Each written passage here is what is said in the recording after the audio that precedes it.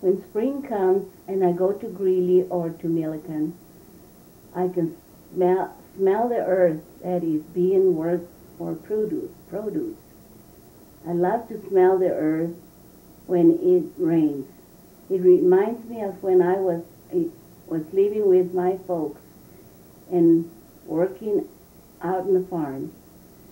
The farmer had chickens, and I loved to hear the rooster crow.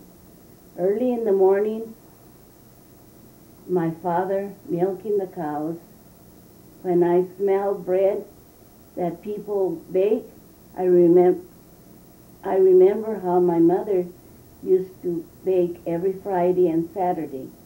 I miss not doing baking, but by now I don't know if I can remember how.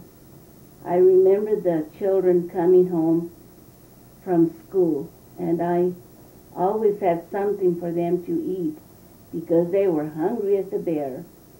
Sometimes I had a large pan of sweet rice with raisins or cookies or buñuelos to eat with beans.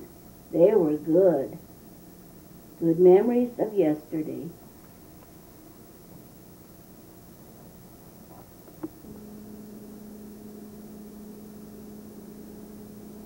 When we lived at Alex Baker's farm, it was in the winter time, about like in January 1949. Danny was a baby. It had to be Danny because he was born in February. Well, for about 3 days we had some snowstorms that covered all the roads except the highways, because they were busy cleaning the highways.